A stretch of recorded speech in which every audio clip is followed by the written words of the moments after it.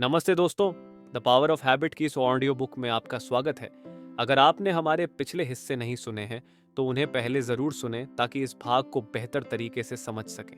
आज हम चैप्टर 8 पर बात करेंगे जिसमें विश्वास की शक्ति यानी द पावर ऑफ बिलीफ पर फोकस है।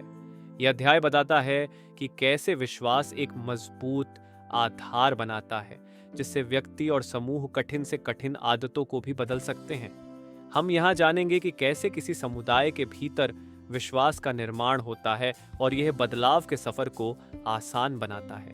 इस अध्याय में कई कहानियां और रिसर्च का जिक्र है जो यह दिखाती हैं कि विश्वास एक साधारण इरादे को एक लंबे समय तक चलने वाली आदत में कैसे बदल सकता है। विश्वास का यह तत्व हमें सिखाता है कि बदलाव के लिए सिर्फ इच्छा शक्ति ही नहीं बल्कि एक गहरा विश्वास भी जरूरी है। तो चलिए अपने हेडफोन पहन लीजिए ताकि आपको सुनने का बेहतरीन अनुभव मिले। और अगर आपको हमारा यह प्रयास पसंद आए तो वीडियो को लाइक, शेयर और सब्सक्राइब जरूर करें। चलिए शुरू करते हैं चैप्टर 8 का ये सफर। 8 सैडलबैक चर्च और मॉन्टेगोमेरी बसों का बहिष्कार आंदोलन कैसे शुरू होते हैं। शाम 6 बजे चलने वाली क्लीवलैंड एवेन्यू बस फुटपाथ के किनारे रुकी और एक दुबली पतली अफ्रीकन अमेरिकन महिला उसमें चढ़ी। उसने पतले फ्रेम का चश्मा और एक साधारण सी भूरे रंग की जैकेट पहन रखी थी। बस के अंदर पहुंचते ही उसने अपने पर्स से 10 सेंट निकालकर किराए वाली पेटी में डाल दिए। यह अल्बामा राज्य के मॉन्टेगोमेरी शहर की बात है। उस दिन गुरुवार था और तारीख थी 1 दिसंबर सन 1955। वह महिला मॉन्टेगोमेरी स्टोर्स नामक एक डिपार्टमेंट स्टोर में दर्जी के तौर पर काम करती थी और दिन भर अपना काम निपटाने के बाद बस से घर लौट रही थी। बस में काफी भीड़ थी और उस दौर के कानून के अनुसार आगे की 4 सीटें श्वेत गोरे यात्रियों के लिए आरक्षित थीं। पीछे के जिस हिस्से में अश्वेत काले यात्रियों को बैठने की इजाजत थी वह पहले ही भर चुका था। इसलिए रोजा पार्क्स नामक वह महिला श्वेत यात्रियों के ठीक पीछे स्थित बीच वाली पंक्ति की एक सीट पर बैठ गई। उस पंक्ति में हर किसी को बैठने की इजाजत थी। जैसे जैसे बस अपने मार्ग से आगे बढ़ी कुछ और यात्री बस में चढ़े। जल्द ही सभी सीटें भर गईं, जिसके चलते कुछ यात्रियों को खड़े खड़े सफर करना पड़ रहा था। इनमें एक श्वेत यात्री भी था जो बस की छत पर लगी रॉड पकड़े खड़ा हुआ था। जब बस के ड्राइवर जेम्स ब्लैक ने देखा कि एक श्वेत यात्री खड़ा हुआ है तो उसने बीच वाली पंक्ति की सीटों पर बैठे अश्वेत यात्रियों को चिल्लाते हुए उठने को कहा। इन अश्वेत यात्रियों में एक रोजा पार्क्स भी थी। ड्राइवर के चिल्लाने के बावजूद किसी भी अश्वेत यात्री ने अपनी सीट नहीं छोड़ी। भीड़ के कारण बस में काफी शोर भी था, इसलिए शायद अश्वेत यात्रियों को ड्राइवर की आवाज सुनाई नहीं दी थी। अचानक ड्राइवर ने मॉन्टेगोमेरी मार्ग पर एम्पायर थिएटर के सामने के बस स्टॉप पर बस को रोका और उठकर बस के पिछले हिस्से की ओर चल पड़ा। तुम लोगों को शर्म नहीं आती? उठो यहां से, दिखाई नहीं देता वह व्यक्ति खड़ा हुआ है, उसने कहा। इतना सुनते ही 3 अश्वेत यात्रियों ने फौरन अपनी सीट छोड़ दी और उठकर खड़े हो गए, लेकिन रोजा पार्क्स अपनी सीट पर बैठी रही। उन्होंने ड्राइवर से स्पष्ट शब्दों में कहा कि इस पंक्ति की सीटों पर कोई भी बैठ सकता है क्योंकि ये श्वेत यात्रियों के लिए आरक्षित नहीं है और वैसे भी सिर्फ एक ही श्वेत यात्री खड़ा हुआ है। चुपचाप उठती हो या पुलिस को बुलाऊं? ड्राइवर ने कहा। जो करना है करो, पार्क्स ने शांति से कहा। ड्राइवर बस से नीचे उतरा और 2 पुलिस वालों को बुला लाया। क्या बात है, उठ क्यों नहीं जाती तुम? एक पुलिस वाले ने रोजा पार्क्स से पूछा। तुम लोग हमारे साथ जबरदस्ती क्यों कर रहे हो? रोजा ने कहा। बकवास मत करो, कानून है तो है और अब मैं तुम्हें कानून तोड़ने के आरोप में गिरफ्तार करता हूं, पुलिस वाले ने जवाब दिया। उस समय किसी को अंदाजा भी नहीं था कि यह क्षण सिविल राइट्स मूवमेंट नागरिक अधिकार आंदोलन की शुरुआत है। रोजा पार्क्स ने अपनी सीट छोड़ने से इनकार करके अनजाने में ही क्रांति का बिगुल बजा दिया था। इसके बाद धीरे धीरे कई अश्वेत लोगों ने अपने अपने तरीके से अलग अलग क्षेत्रों में अश्वेतों के साथ होने वाले भेदभाव के खिलाफ आवाज उठानी शुरू कर दी। अभी तक यह लड़ाई सामाजिक कार्यकर्ताओं द्वारा अदालतों में लड़ी जा रही थी, पर अब यह ऐसी प्रतियोगिता के रूप में सामने आने लगी थी जिसे पूरे समुदाय से और बड़े पैमाने पर होने वाले विरोधों से शक्ति मिल रही थी। अगले 1 साल में मॉन्टेगोमेरी में अश्वेतों, काले लोगों की आबादी भारी मात्रा में बढ़ रही थी और ये आबादी शहर में चलने वाली इन बसों का बहिष्कार करके अपना विरोध जताने वाली थी। ये बहिष्कार तब तक जारी रहा जब तक सार्वजनिक परिवहन में भेदभाव करने वाले कानून को खत्म नहीं कर दिया गया।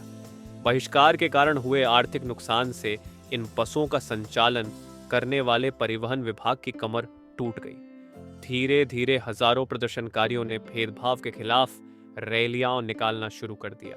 इसी राजनीतिक भूचाल ने देश को मार्टिन लूथर किंग जूनियर जैसा करिश्माई नेता भी दिया। जल्द ही यह आंदोलन little rock, Greensboro, raw lake और बर्मिंघम जैसे इलाकों में भी फैल गया और आखिरकार कांग्रेस भी इसका हिस्सा बन गई। रोजा पार्क्स लोगों के बीच नायक बन गई और उन्हें आजादी के राष्ट्रपति पदक से सम्मानित किया गया। वे इस बात का प्रतीक बन गईं कि कैसे विरोध का एक अकेला स्वर भी दुनिया में बड़ा बदलाव ला सकता है। पर यह कहानी सिर्फ यहीं तक सीमित नहीं है। रोजा पार्क्स और मॉन्टगोमेरी बसों का बहिष्कार सिविल राइट्स कैंपेन, नागरिक अधिकार अभियान का केंद्र सिर्फ इसलिए नहीं बना क्योंकि अभियान की शुरुआत में ये विरोध का अकेला स्वर था, बल्कि इसके पीछे सामाजिक पैटर्न्स भी जिम्मेदार थे। पार्क्स के अनुभव से पता चलता है कि सामाजिक आदतों में कितनी शक्ति होती है। सामाजिक आदतें दरअसल ऐसे कई व्यवहारों का एक समूह होती हैं जो सैकड़ों हजारों लोग हर रोज बिना सोचे समझे करते हैं। इन पर आसानी से ध्यान नहीं जाता, पर इनमें संसार को बदलने की शक्ति होती है। सामाजिक आदतों के कारण ही ऐसे मौकों पर सड़कों पर प्रदर्शनकारियों की भीड़ लगती है। हो सकता है कि ये प्रदर्शनकारी एक दूसरे से परिचित न हो और अलग अलग कारणों से प्रदर्शन कर रहे हों, पर उन सब का लक्ष्य एक ही होता है। सामाजिक आदतों के कारण ही एक छोटी सी पहल भी ऐसे आंदोलन में तब्दील हो जाती है, जिससे दुनिया में महत्वपूर्ण बदलाव आते हैं। और इन्हीं सामाजिक आदतों के कारण ही जो प्रस्ताव आंदोलन के पहले चरण जैसे नजर आते हैं, वे कभी आंदोलन नहीं बन पाते। सामाजिक आदतों का इतना गहरा प्रभाव इसलिए होता है क्योंकि आंदोलन बड़ा हो या छोटा, उसके जन्म की प्रक्रिया 3 चरणों में पूरी होती है। इतिहासकारों और समाजशास्त्रियों का मानना है कि अधिकतर आंदोलनों में यही 3 चरण नजर आते हैं। वे इस प्रकार हैं। कोई भी आंदोलन करीबी परिचितों के बीच दोस्ती होने और मजबूत संबंध बनाने जैसी सामाजिक आदतों के कारण ही विकसित होता है। हर आंदोलन का विकास समुदाय की आदतों और उन कमजोर संबंधों के कारण होता है जो पड़ोसियों से लेकर पूरे पंथ तक को आपस में जोड़कर रखते हैं। आंदोलन इसलिए टिक पाते हैं क्योंकि हर आंदोलन के लीडर्स इसमें शामिल होने वाले आंदोलनकारियों में नई आदतें विकसित करते हैं, जिनसे उनके अंदर अपनी पहचान को लेकर एक नई भावना पैदा होती है और उनके अंदर मालकियत का भाव आता है। आमतौर पर जब इस प्रक्रिया के तीनों चरण पूरे हो जाते हैं, तभी कोई आंदोलन इतना सशक्त बन पाता है कि उसे बढ़ावा हासिल करने के लिए किसी की मदद की जरूरत नहीं पड़ती और तभी वह बड़ी संख्या में लोगों तक पहुंचता है। हालांकि एक सफल सामाजिक बदलाव लाने के और भी तरीके होते हैं और अलग अलग दौर संघर्षों में ढेरों फर्क भी होते हैं, पर सामाजिक आदतें कैसे काम करती हैं, ये समझने से आपको पता चलता है कि मॉन्टगोमेरी और रोजा पार्क्स नागरिक अधिकार की लड़ाई के मुख्य स्रोत कैसे बने। यह लाजिमी नहीं था कि उस दिन पार्क्स द्वारा अपनी सीट न छोड़ने का निर्णय उनकी गिरफ्तारी का कारण बन जाएगा, पर तभी आदतों ने हस्तक्षेप किया और फिर जो हुआ वह अद्भुत था। रोजा पार्क्स ऐसी पहली इंसान नहीं थी जिसे नस्लीय भेदभाव को बढ़ावा देने वाले मॉन्टगोमेरी बसों के नियमों को तोड़ने के कारण गिरफ्तार किया गया हो। यहां तक कि उसी साल उनसे पहले कई लोगों को इसके लिए गिरफ्तार किया जा चुका था। सन 1946 में जेनेवा जॉनसन को सिर्फ इसलिए गिरफ्तार किया गया था क्योंकि उसने सीटों के मामले में बहस करने वाले मॉन्टगोमेरी बस के एक ड्राइवर को उसी लहजे में जवाब दे दिया था। सन 1949 में वॉयला व्हाइट, केटी विंगफील्ड और 2 अश्वेत बच्चों को इसलिए गिरफ्तार किया गया था क्योंकि वे श्वेत यात्रियों के लिए आरक्षित सीटों पर बैठे थे और उन्होंने वहां से उठने से इनकार कर दिया था। उसी साल न्यूजर्सी से आए 2 अश्वेत किशोरों को इसलिए गिरफ्तार कर लिया गया क्योंकि उन्होंने एक श्वेत व्यक्ति और उसके बच्चे के बगल में बैठने की हिम्मत की। सन 1952 में मॉन्टगोमेरी के एक पुलिस वाले ने एक अश्वेत व्यक्ति पर सिर्फ इसलिए गोली चला दी क्योंकि वह एक बस ड्राइवर से बहस कर रहा था। वह अश्वेत व्यक्ति गोली लगने के बाद मौके पर ही मारा गया। सन 1955 में रोजा पार्क्स की गिरफ्तारी के कुछ ही महीनों पहले क्लाउडेट कॉल्विन और मैरी लूसी स्मिथ को अलग अलग घटनाओं में इसीलिए गिरफ्तार कर लिया गया क्योंकि उन्होंने श्वेत यात्रियों को अपनी सीट देने से इनकार कर दिया था। इनमें से किसी भी गिरफ्तारी का परिणाम बहिष्कार या प्रदर्शन के रूप में सामने नहीं आया। हालांकि पुलित्जर पुरस्कार जीत चुके नागरिक अधिकारों के इतिहासकार टेलर ब्रांच कहते हैं कि उस दौर में मॉन्टगोमेरी में वास्तविक सामाजिक कार्यकर्ता न के बराबर थे। आम लोग न तो कभी विरोध प्रदर्शन करते थे और न कभी मोर्चा वगैरह निकालते थे। सामाजिक कार्यों के लिए लड़ाई सिर्फ अदालतों में होती थी। ये ऐसी चीज नहीं थी जिसमें आम आदमी हिस्सा लेता हो। उदाहरण के लिए रोजा पार्क्स की गिरफ्तारी के करीब एक साल पहले सन 1954 जब युवा Martin Luther king junior Montgomery आए तो उन्होंने पाया कि शहर के अधिकतर अश्वेत नागरिक अपने साथ होने वाले भेदभाव को चुपचाप सह लेते थे और कभी कोई विरोध प्रदर्शन नहीं करते थे। ये अश्वेत नागरिक न सिर्फ भेदभाव के खिलाफ चुप रहते थे बल्कि अपने साथ होने वाले दुर्व्यवहार और उकसाने वाली हरकतों को भी बिना कुछ बोले स्वीकार कर लेते थे। तो क्या रोजा पार्क्स की गिरफ्तारी से वहां के हालात बदले? इसका एक स्पष्टीकरण यह है कि उस दौर में वहां का राजनीतिक माहौल भी तेजी से बदल रहा था। इसके पिछले साल ही अमेरिका के सुप्रीम कोर्ट ने Brown v board of education के मामले में यह फैसला सुनाया था कि सार्वजनिक स्कूलों में किसी भी तरह का भेदभाव गैर कानूनी होगा। रोजा पार्क्स के गिरफ्तार होने के 6 महीने पहले ही अदालत ने यह फैसला सुना दिया था जिसे ब्राउन 2 नाम से जाना गया। सुप्रीम कोर्ट ने आदेश दिया था कि स्कूलों में भेदभाव खत्म करने के लिए तेजी से कदम उठाए जाए। उस समय देश में चारों ओर बदलाव की लहर थी और हर अमेरिकी नागरिक इसे महसूस कर सकता था। पर नागरिक अधिकार संघर्ष की शुरुआती जमीन मॉन्टगोमेरी में ही क्यों तैयार हुई, इसका जवाब देने के लिए सिर्फ इतनी जानकारी देना काफी नहीं है। क्लाउडेट कॉल्विन और मैरी लूसी स्मिथ को ब्राउन वी बोर्ड फैसले के माहौल में ही गिरफ्तार किया गया था, पर तब कोई विरोध प्रदर्शन शुरू नहीं हुआ।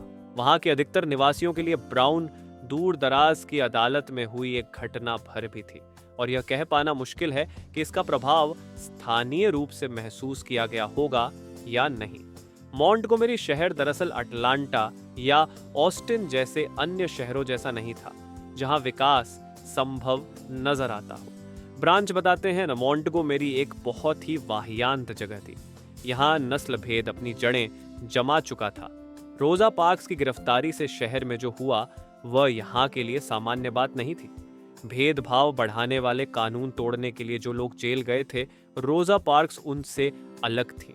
वे अपने समुदाय में एक बेहद सम्मानित महिला थीं और लोग उन्हें पसंद करते थे। इसलिए जब उन्हें गिरफ्तार किया गया तो इससे सामाजिक आदतों, दोस्ती की आदतों की एक श्रृंखला शुरू हो गई जिसके कारण विरोध प्रदर्शन शुरू हुआ।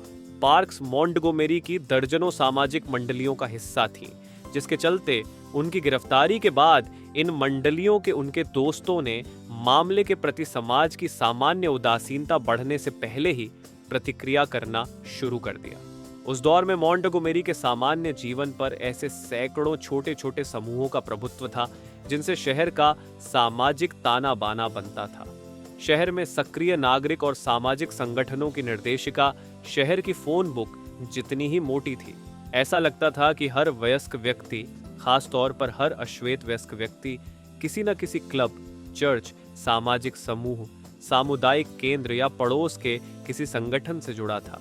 अधिकतर लोग एक से ज्यादा संगठनों के सदस्य थे। इन सामाजिक मंडलियों में रोजा पार्क्स को सब जानते और पसंद करते थे।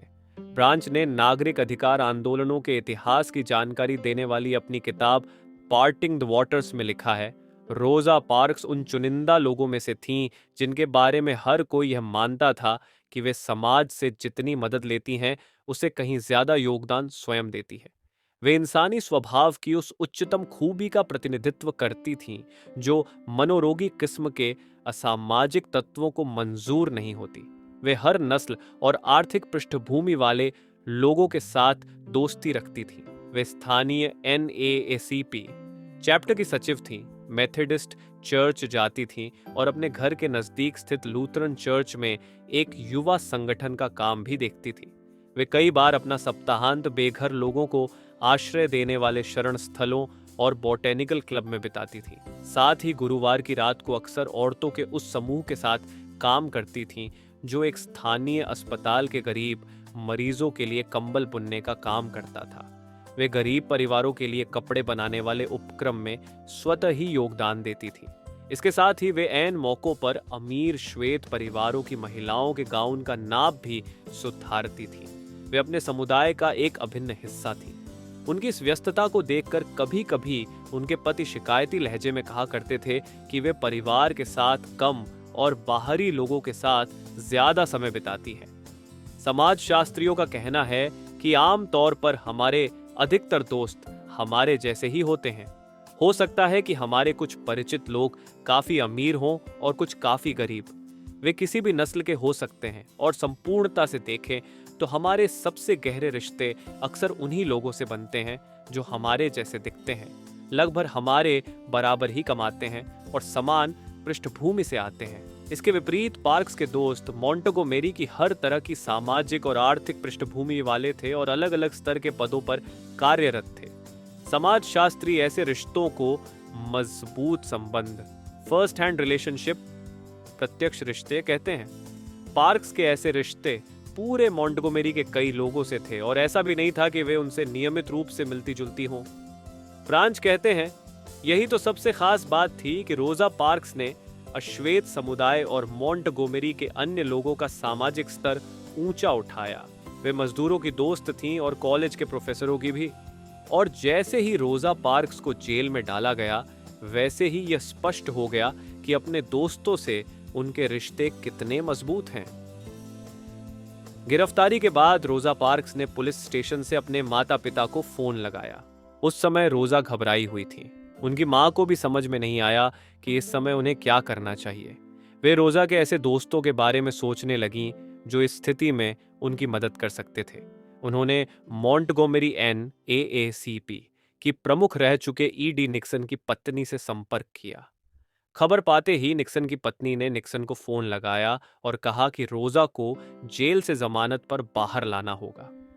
निक्सन फौरन मान गया और उसने क्लिफर्ड डोर नामक एक श्वेत नस्ल के वकील से संपर्क किया। यह वकील रोजा पार्क्स को जानता था क्योंकि उन्होंने उसकी 3 बेटियों के कपड़ों पर झालर और गोटे लगाए थे। निक्सन और डोर ने रोजा की जमानत भरी और उन्हें घर ले आए। वे किसी ऐसे ही मामले की तलाश में थे ताकि मॉन्टेगोमेरी बसों में नस्लीय भेदभाव को बढ़ावा देने वाले कानून को अदालत में चुनौती दे सकें। जैसे ही उन्हें यह मौका हाथ आता नजर आया, उन्होंने फौरन रोजा पार्क्स से पूछा कि क्या वे उन्हें अदालत में अपनी ओर से केस लड़ने की इजाजत देंगी। हालांकि रोजा के पति इसके पक्ष में नहीं थे।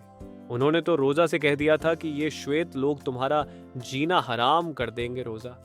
पर रोजा ने निक्सन के साथ NAACP में सालों काम किया था। वे डोर की बेटियों की डांस की तैयारी करने में मदद भी कर चुकी थी। अब उनके दोस्त उनसे मदद मांग रहे थे। रोजा ने उन लोगों से कहा, अगर तुम लोगों को लगता है कि इससे मॉन्टेगोमेरी का कुछ भला होगा तो मैं तैयार हूं। मैं उस रात रोजा की गिरफ्तारी से सिर्फ कुछ ही घंटे बाद यह खबर अश्वेत समुदाय आग की तरह फैल गई। राजनीति में दखल रखने वाले स्कूल टीचर्स के एक सशक्त समूह के प्रमुख जो एन रॉबिन्सन रोजा पार्क्स के मित्र थे। वे भी उन्हीं संगठनों के सदस्य थे जिनमें रोजा सक्रिय थी। उन्हें और उनके समूह के स्कूल टीचर्स को भी रोजा की गिरफ्तारी के बारे में पता चला। साथ ही उनके स्कूलों में पढ़ने वाले बच्चों के माता पिता को भी ये खबर मिली। करीब आधी रात के समय रॉबिन्सन ने एक आकस्मिक सभा बुलाई और सभी को यह सलाह दी कि सोमवार को हर कोई मॉन्टेगोमेरी बसों का बहिष्कार करे क्योंकि इसी दिन रोजा पार्क्स को अदालत में पेश होना था। इसके फौरन बाद रॉबिन्सन ने अपने ऑफिस के एक कमरे में बैठकर इस बहिष्कार से संबंधित पर्चा तैयार किया और उसकी ढेर सारी प्रतिलिपियां बना ली। इस पर्चे में लिखा था, एक और नीग्रो महिला को सिर्फ इसलिए गिरफ्तार करके जेल में डाल दिया गया क्योंकि उसने एक श्वेत यात्री के लिए अपनी सीट छोड़ने से इनकार कर दिया। इस महिला के मामले की अदालती सुनवाई सोमवार को होगी। इसीलिए हमारा हर नीग्रो व्यक्ति से आह्वान है कि इस महिला की गिरफ्तारी और उस पर होने वाली अदालती कार्रवाई के विरोध में सोमवार को मॉन्टेगोमेरी बसों का बहिष्कार करें। अगली सुबह रॉबिन्सन ने इन पर्चों का एक एक डिब्बा स्कूल टीचर्स को दिया और कहा कि इन्हें अपने सभी सहकर्मियों व सभी छात्रों के माता पिता तक पहुंचा दें। पार्क्स की गिरफ्तारी के मात्र 24 घंटे के अंदर उन्हें जेल में डालने और अश्वेत समुदाय द्वारा बसों का बहिष्कार करने की जानकारी शहर के सबसे प्रभावशाली समुदायों तक पहुंच गई। इनमें एक प्रभावशाली राजनीतिक समूह NAAC.P, ढेरों अश्वेत स्कूल टीचर्स और उनके छात्रों के माता पिता शामिल थे। जिन लोगों को भी बसों के बहिष्कार के आह्वान वाला पर्चा मिला था, उनमें से अधिकतर लोग रोजा पार्क्स से निजी तौर पर परिचित थे। ये वे लोग थे जो चर्च में या स्वयं सेवकों की किसी सभा में उनके साथ बैठते थे और उन्हें अपना दोस्त समझते थे। दोस्ती में एक प्राकृतिक वृत्ति होती है जो हमारे अंदर वह सहानुभूति लाती है, जिसके चलते हम किसी दोस्त के साथ बुरा व्यवहार होने पर उसके लिए दूसरों से लड़ने तक को तैयार हो जाते हैं। अध्ययनों से पता चला है कि लोग अनजान लोगों की तकलीफों को बड़े आराम से नजरअंदाज कर देते हैं, पर जब किसी दोस्त का अपमान होता है तो हमारे अंदर इसका विरोध करने का भाव पैदा होता है। ये भाव ही हमें हमारी उस जड़ता से निकालने के लिए काफी होता है जो हमारे लिए विरोध करना मुश्किल बना देती है। जब रोजा पार्क्स के दोस्तों को उनकी गिरफ्तारी और उसके विरोध में बसों का बहिष्कार करने की जानकारी मिली तो उनकी दोस्ती की सामाजिक आदत, हम जिसकी इज्जत करते हैं उसकी मदद करने की नैसर्गिक प्रवृत्ति फौरन उभर कर आ गई। नागरिक अधिकारों के आधुनिक युग का यह पहला जन आंदोलन था जो पार्क्स के पहले हुई अश्वेतों की किसी भी गिरफ्तारी से शुरू हो सकता था। पर यह रोजा पार्क्स के मामले से इसलिए शुरू हुआ क्योंकि उनके दोस्तों का समूह बहुत बड़ा, विविध और आपस में गहरा मेल जोल रखता था। इन सभी ने पार्क्स की गिरफ्तारी पर एक दोस्त के रूप में स्वाभाविक प्रतिक्रिया दी और यह प्रतिक्रिया इसलिए हुई क्योंकि उनके दोस्त जो भी कर रहे थे आपसी दोस्ती और सहयोग जताने की सामाजिक आदत के अनुसार कर रहे थे। इसके बावजूद बहुत से लोगों को ऐसा भी लगा था कि यह विरोध प्रदर्शन एक दिन ज्यादा नहीं चलेगा। दुनिया के हर हिस्से में ऐसे छोटे मोटे विरोध प्रदर्शन होते रहते हैं और इनमें से ज्यादातर जल्द ही ठंडे भी पड़ जाते हैं। किसी भी इंसान के दोस्तों की संख्या इतनी ज्यादा नहीं होती कि वह उनके विरोध प्रदर्शन के बलबूते दुनिया में बदलाव ला सके। इसीलिए आंदोलनों की सामाजिक आदतों का दूसरा पहलू भी बहुत महत्वपूर्ण हो, द पावर ऑफ हैबिट। किताब को यहाँ तक सुनने के लिए आपका बहुत बहुत धन्यवाद। ये किताब आपको कैसी लगी हमें ज़रूर बताएं और अगले भाग का इंतज़ार करना न भूलें जो जल्द ही आपके लिए आ रहा है। अगर आपको ये किताब अच्छी लगी हो तो वीडियो को लाइक करें, अपने विचार कमेंट में ज़रूर शेयर करें और हमारे चैनल को सब्सक्राइब करना न भूलें।